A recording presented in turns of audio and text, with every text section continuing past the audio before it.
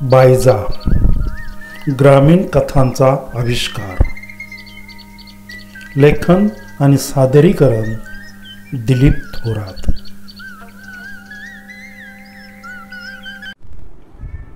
मित्रहो नमस्कार, मी दिलीप थोरात आणि आपण पाहत आहात माझे हौशी कलावंत हे यूट्यूब चॅनेल. मित्रहो, प्रत्येक महिन्याच्या प्रत्येक रविवारी बायजा या कथा संग्रहाचे आपण वाचन करत असतो. आणि या रविवारी आपण हे कथा वाचन करत असताना आपण जी यामध्ये कथा वाचणार आहोत त्या कथेचं नाव आहे एका बेडकाचा मृत्यू. तर चला, आपण काय नेमकं नाव थोडंसं सस्पेन्स असं वाटतंय, पण नेमकं या पाठीमागची गंमत काय आहे ती आता बघूया. तर आता आपण वाचनाला सुरुवात करूया. चला. मोठ्या मिशा असलेला शिरपतचा फोटो भिंतीवर लागला होता. समोरच दिवा व अगरबत्ती जळत होती. रोज नित्य नियमाने गोदा शिरपतच्या फोटोला दिवाबत्ती करत होती. तिचे कपाळ अगदी पांढरे फटक पडले होते. तिच्या चेहऱ्यावरची सगळी रयाज केली होती. खरं म्हणजे शिरपतचे जाणे हे अनपेक्षित होते. कुटुंबावर प्रचंड मोठा घाला पडला होता. त्यामुळं गोदा अगदी कोलमडून गेली होती. शिरपतच्या जाण्याने महादुई शांत झाला होता. राजकारणामुळे बापाला जीव गमवावा लागला याची खंत महादूला होतीच. वर्ष उलटले तरी शिरपतच्या मृत्यूचे गूढ काही उकलले नव्हते. त्याच्या मृतदेहा शेजारी फुटलेली बांगडी सापडली, पण या फुटलेल्या बांगडीचं गुपित मात्र ते काही सापडलं नाही. ते तसंच राहिलं. बायजा, गणू व कुसुम यांनी धीर देऊन हे कुटुंब बऱ्यापैकी स्थिर स्थावर केले होते. अधिक मतांनी निवडून आल्यामुळं शिरपतचा मोठा मिशा असलेला फोटो अगदी ग्रामपंचायतीत सुद्धा लावला होता. 12 बलुतेदारांचा उमेदवार म्हणून धनुभाऊंनी आपली जागा अबाधित ठेवली होती. त्यामुळं धनुभाऊंची पत्नी आणि भगवंतराव यांचे चांगलेच फावले होते. त्यांचा गुंता तो आता अधिकच वाढत चालला होता. एक दिवस कोणीतरी भगवंतरावांच्या पत्नीला ही बातमी कानात जाऊन सांगितली. भगवंतरावांच्या पत्नीने बातमी ऐकून अगदी थैथयाट केला.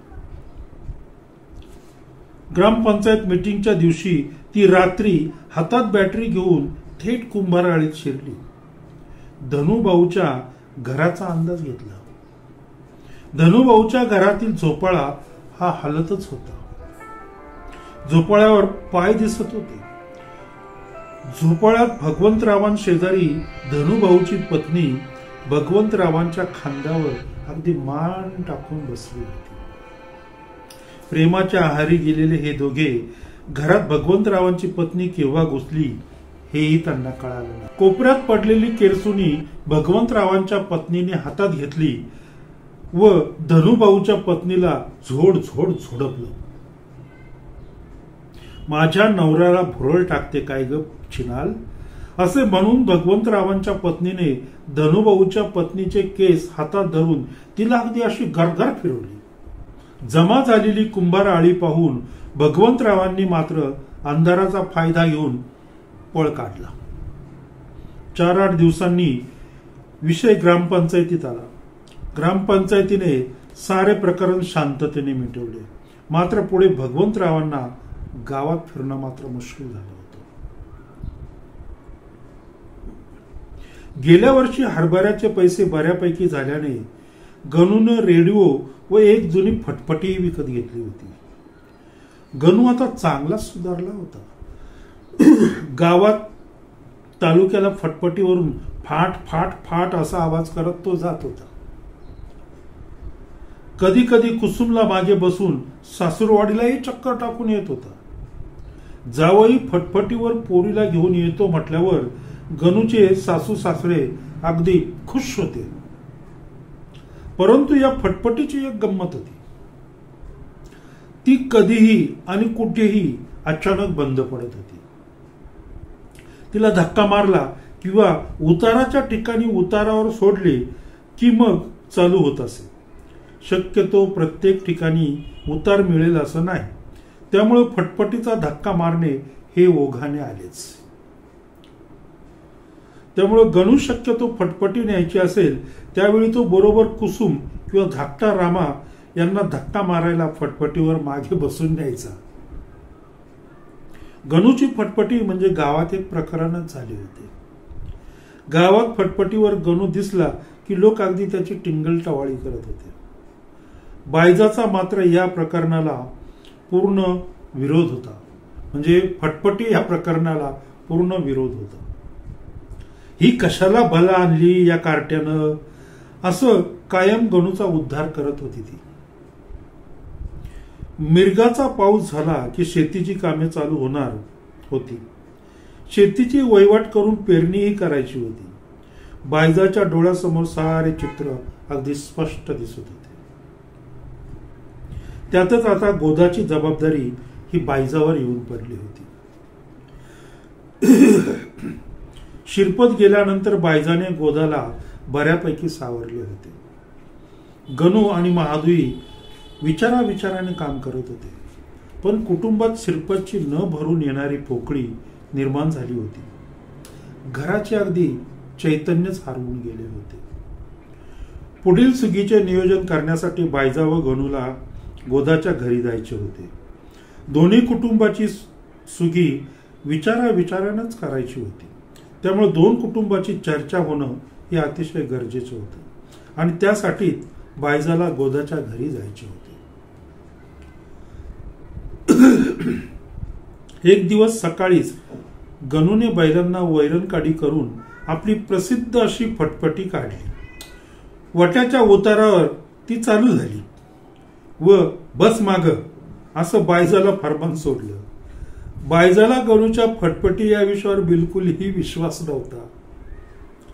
गणूने अनेक वेळेला ही प्रसिद्ध फटफटी ढकलत घरी आणताना तिने पाहिलेले होते. बायजा वाट्यावर उभी होती. डोक्यावर पदर घेतला. फटफटीकडे एक कटाक्ष टाकला व बस मुर्द्या तूच तुझ्या फटफटीवर असे म्हणत वाहना पायात सरकवल्या व गोदाच्या घरचा रस्ता धरला. गणू मात्र बायजाकडे पाहून हसून फटफटीचा धूर मागच्या बाजूला सोडत फाट फाट फाट असा आवाज करत तोही गोदाच्या घराकडे निघाला. गणूच्या सायकलवरचा ताबा आता धाकट्या रामाने घेतला होता.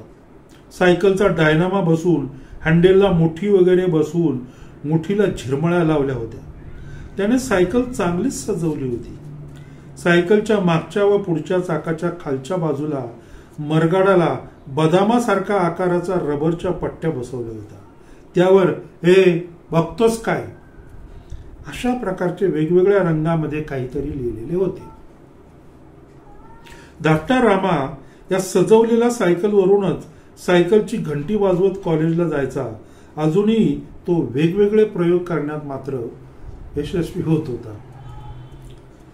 एक दिवस त्याच्या डोक्यात एक भन्नाट कल्पना आली. बेडकाचे पोस्टमॉर्टम करून बेडकाचे आतील अवयव पाहण्याचा मोह या धाकट्या रामाला झाला. आदल्या रात्रीच त्याने एक चांगला जाडजूड बेडूक पकडून वट्यावर असलेल्या खलबत्त्याचे खाली दडवून ठेवला. रात्री सपरात बेडकाचे पोस्टमॉर्टम करायचे ठरवून तो गप्प राहिला. रात्री जेवणे झाली व धाकटा रामा सपरात झोपण्यासाठी निघाला. घरात सर्व सामसूम झाली की मग बेडकाचे पोस्टमॉर्टम करायचे हा विचार निश्चित करून तो घरात सामसूम कधी होते याची वाट पाहू लागला. घर शांत झाले. धाकटा रामा शांतपणे उठला, वट्यावर आला व खलबत्त्या खालचा बेडूक घेऊन त्याला पोस्टमॉर्टम करायचे होते. खलबत्ता उघडून बघतो तर काय, बेडूक गायब झाला होता. एवढा वजन असलेला खलबत्त्या खालून बेडूक कसा गायब होऊ शकतो तो जरा अचंबितच झाला होता आणि विचार करतच तो झोपी गेला. दुसऱ्या दिवशी सकाळी कळाले कुसुमने या बेडकाची सुटका केली होती आणि तिलाही प्रश्न पडला होता की बेडूक खलबत्त्याखाली कसा गेला. रामाला प्रश्न पडला की एवढ्या जड खलबत्त्याखालून बेडूक बाहेर कसा जाऊ शकतो. आणि कुसुमला या खलबत्त्याखालचा बेडूक पाहून तिला प्रश्न पडला की हा बेडूक खलबत्त्याखाली कसा गेला.